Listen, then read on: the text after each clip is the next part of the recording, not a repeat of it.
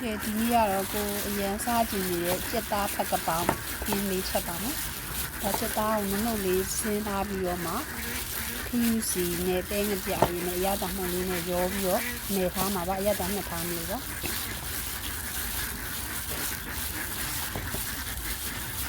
ပြီးတော့ဒါကအဓိကမဖြစ်တရားက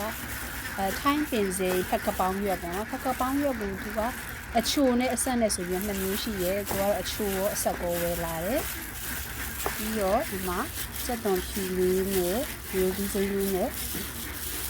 မဲ့တောင်လေးပေါ့ထောင်းပြီးတော့ဖက်ကပောင်း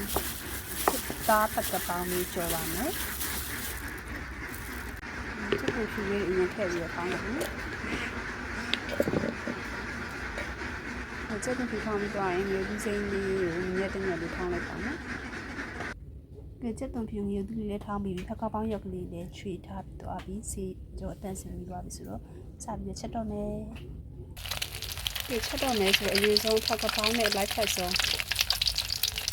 ကျဲဥကြော်လေးအရင်ကြော်ပြီးကြော်ထားလိုက်တယ်နော်မကြော်ခင်အရင်ဆုံးဖက်ကပောင်းနဲ့လိုက်ဆုံးကျဲဥကြော်လေးအရင်ကြော်ထားလိုက်ပါတယ်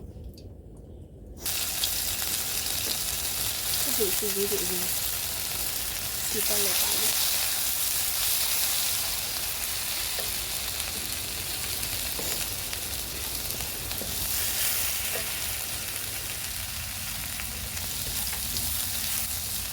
ဒီလိုဒီဖောင်းလာလိုက်လေးထည့်ပြီးစစ်တက်လိုက်ပြီ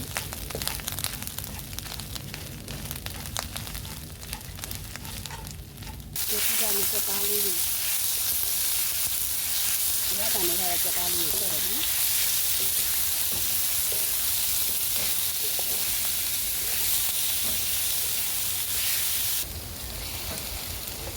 သားလေးတွေကျွတ်ပြီးတော့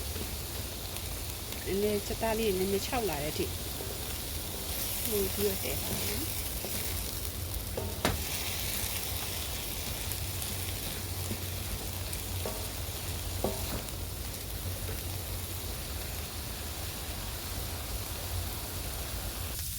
နောက်ဆုံးမှတော့ထည့်ပါပြီ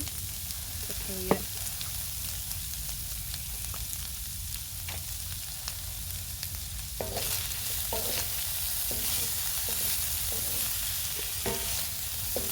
မွေးလာတဲ့အနာခုရ